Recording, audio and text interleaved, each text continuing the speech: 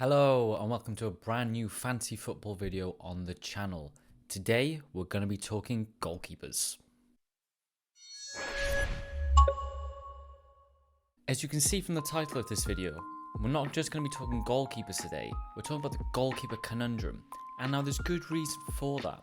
The Premier League done a fantastic job this season in pricing all of the goalkeepers in a certain range, whether or not from the top teams or the bottom teams, where so many of the goalkeepers are actual feasible choices for this season, and our teams are going to be looking very different as a result.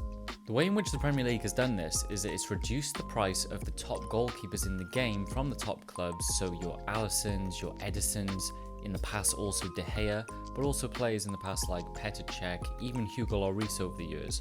All of these players, barring Petr Cech of course, are now 5.5 million or lower. And this has completely changed the way that we look at goalkeepers. In the past, we would usually pick our goalkeepers just purely off save points, because that difference in 1.5 million that it would take to get someone, say, of Nick Pope's caliber in the past, up to someone like Alisson, can be used better in the defence, midfield, or previously in the striker positions. However, this season, it's all changed. The once very reliable Nick Pope has gone from 4.5 million to 5, and his ownership has dropped all the way to less than 5% this season. And today, we're going to be talking about why that is. So to start off, as we will with all of the positions, we're going to look at the points per million.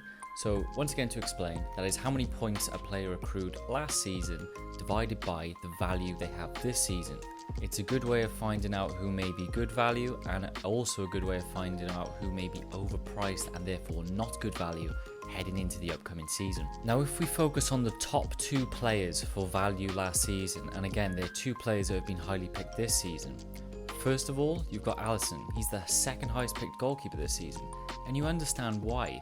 Not only did he accumulate the most points last season of any goalkeeper, but he's also priced 0.5 million lower than he was last season. Does this make him a good fit for your team?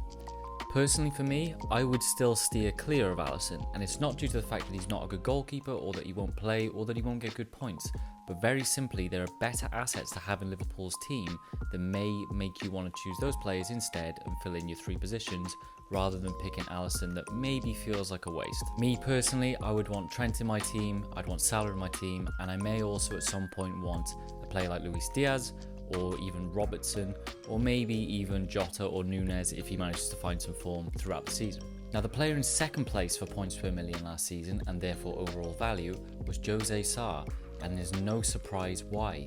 He managed to prevent 9.2 goals from his expected shot tally last season. However, this form is unlikely to continue and carry over through seasons.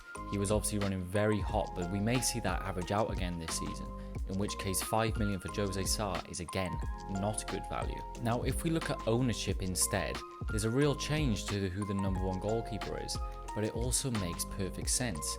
It's Edouard Mendy, who is this season priced at 5 million. So the benefits of picking a player like Edouard Mendy is that you're managing to get a starting player week in, week out in that Chelsea defence. And if you think about it, those options are Reece James 6 million, Ben Chilwell at 6 million, and Koulibaly and Thiago Silva all around 5.5 million.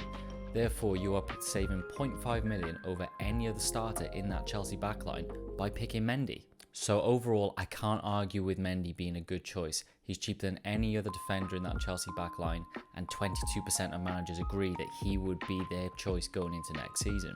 However, as good as that pick may be, I'm not sure I'd want to start the season with Mendy.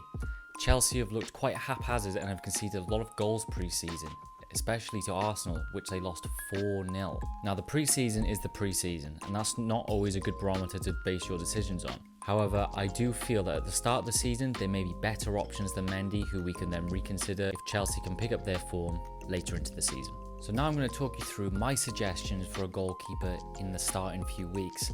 Now again, I'm going to follow the same format as what we've seen in previous years, and I'm still going to recommend that you pick a 4.5 million goalkeeper, because there are so many at that level and so many that will be able to get you good points despite them being goalkeepers for lower league teams. Now, the first of which is Dean Henderson. I really like Dean Henderson as a pick. As I spoke about in the Premier League predictions, this is a player that's been in the league before. He's played in a very similar system in a 3-back stroke 5-back at Sheffield United, and he knows what it takes to be a Premier League goalkeeper. He's been at this level before. Now, Nottingham Forest aren't a team that are going to be possession-based. They're going to be able to kick teams on the counter-attack. However, you would still expect Nottingham Forest to face quite a few shots while still having a fairly resolute defence. That means that not only will they be able to keep things tight, and Dean Henderson has a good clean sheet chance most games, but he's also likely to make quite a few saves. So for every 3 saves he makes, he'll get an extra point. If he accumulates a few of those points per game, as well as keeping a clean sheet, he's very likely to get bonus points on top of that. To highlight that point, when Dean Henderson was playing in Sheffield United, for the season they managed to stay in the league, he amassed 13 clean sheets that season, as well as getting a full 16 bonus points throughout the course of that season due to the amount of saves that he made. That took his value from starting at 4.5 million to ending at 5.2. So for a goalkeeper that is owned by less than 7% of people, he could be a really good investment, not just for the start of the season, but for the whole thing. It will also allow you to gain a valuable asset early on and increase your squad worth. And put into context, Dean Henderson in that season scored 160 points. If you were to have put him in last season's league, that would be the second highest scoring goalkeeper behind Alisson. Therefore, I think Henderson is a good all-round pick. I've seen his ownership rise throughout the current days. I think people are understanding more and more that actually this guy will probably be quite a good pick as goalkeeper, and his value is likely to rise over the course of the season. That in tandem with the way that Nottingham Forest have done business. They've brought in good players and they should be more resolute and give Henderson a good chance of keeping those clean sheets. So he would be my pick. Other goalkeepers to keep an eye on. I think this season Meslier is definitely a good decision for a goalkeeper pick. I think Leeds are going to be under an awful lot of pressure, and we saw him in pre-season save a penalty from Coutinho. Again, not a huge barometer to go on, but he also then saved the rebound as well. He's going to be a busy boy this season, and you can expect him to earn a lot of points from saves. On top of that, 2 more riskier picks that may not be dead sets right away, but may become more useful down the course of the season are both Areola and Sam Johnston. Both of them come in at 4.5 million. However, at least in my predictions, I have both of these teams to be finishing in the top half of the table. And to be able to do that, they'll both have to have very resolute defences, which they've both improved, and keep plenty of clean sheets. We saw Crystal Palace, especially last season, have a very good defensive partnership in Mark Guehi and Anderson, so I suspect that Sam Johnston, if he can break into that team ahead of Gaeta, will have a very strong season and do very well in FPL.